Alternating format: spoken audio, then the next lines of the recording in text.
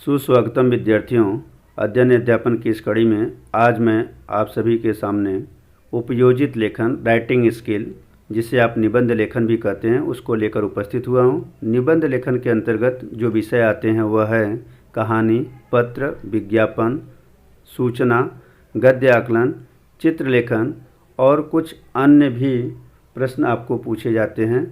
फिलहाल कहानी लेखन के इस प्रकरण को लेकर मैं आपसे इसलिए उपस्थित हुआ हूं क्योंकि कहानी लेखन करते समय आपको किन बातों का ध्यान रखना पड़ता है, कहानी के मुद्दे किस प्रकार के होते हैं और कहानी लेखन से संपूर्ण जानकारी आपको इस वीडियो के माध्यम से हम दे रहे हैं।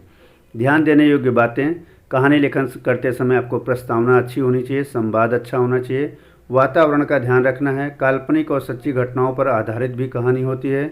कहानी की रूपरेखा ठीक से अपने दिमाग में बिठा लीजिए कि शुरुआत कहाँ होगा और अंत कहाँ पे करना है। मुख्य मुद्दे शुरू से अंत तक ध्यान में रखिए, कभी कभी विद्यार्थी भटक जाते हैं। कहानी का विकास आरंभ से अंत तक ठीक से होना चाहिए और साथ में यह भी ध्यान देना है कि प्रभावी ढंग से कहानी का अंत करना। शीर्षक रोचक होना चाहिए और सबसे महत्वपूर्ण बात एक और होती है कि शीर्षक छोटा हो। कहानी से सीख या शिक्षा भी होनी चाहिए। इन निम्न बातों का ध्यान रखते हुए हम सफल कहानी लिख सकते हैं। उपयोजित लेखन कहानी लेखन के अंतर्गत कुछ बातें आपके सामने लाता हूं कि कहानी लेखन करते समय किन बातों का ध्यान रखना पड़ता है और किस प्रकार के मुद्दे हमारे सामने होते हैं कहानी लेखन के अंतर्गत। तो लीजिए, सबसे पहले आपके सामने कहानी लेखन प्रकार: मुद्दों के आधार पर कहानी लिखी जाती है, चित्रों के आधार पर लिखा जाता है, रिक्त स्थानों की सहायता से और शब्दों के आधार पर। यह एक नवीन विधा आपके सामने आई है कि शब्द आपको दिए रहेंगे। अपनी कल्पना शक्ति के माध्यम से आप सभी विद्यार्थियों को कहानी को कंप्लीट करना पड़ता है।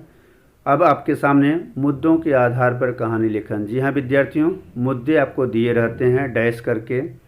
तो आपके सामने दो स्क्रीन पर मैंने एग्जाम्पल के तौर पे दे रखे हैं कि यह देखिए कि मुद्दों के आधार पर कैसे आपको कहानी लिखना होता है।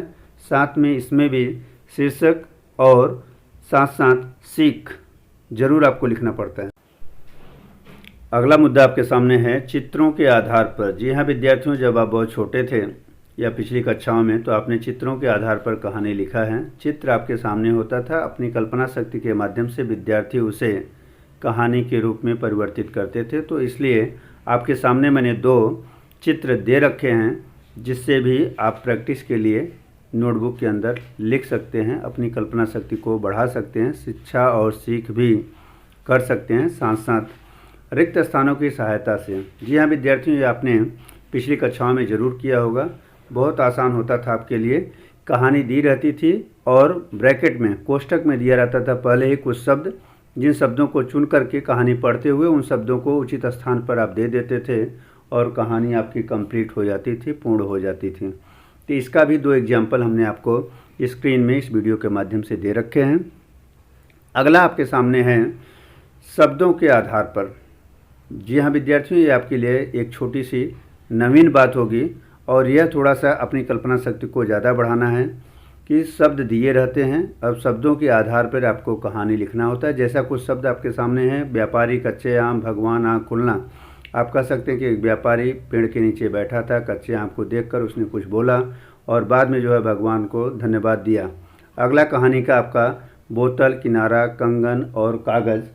इसकी सहायता से भी आपको कहानी लिखना है और इस कहानी लेखन को हम इस वीडियो के माध्यम से कंप्लीट करेंगे कि बोतल, किनारा, कंगन, कागज़, इनके माध्यम से कहानी क्या हो सकती है। जी हाँ विद्यार्थियों, आपके सामने कहानी लेखन का शीर्षक हमने दे दिया, लालच बुरी बला। अब आपके सामने कहानी, संपूर्ण कहानी स्क्रीन पर आती जा रही है। यहाँ से आप अपनी कॉपी के अंदर लिख सकते हैं। अगर आपको यहाँ से लिखने में परेशानी होगी, दिक्कत होगी, कोई भी प्रॉब्लम होगा तो आप वीडियो के डिस्क्रिप्शन में जा कर के देख के लिख सकते हैं और साथ साथ हम इस कहानी का पूरा PDF भी आपको देने की पूरी कोशिश करेंगे। तो विद्यार्थियों, आपके सामने एक उदाहरण और इसे कंपोजिशन नोटबुक में लिखना है, उपयोजित लेखन नोटबुक में लिखना है कहानी को।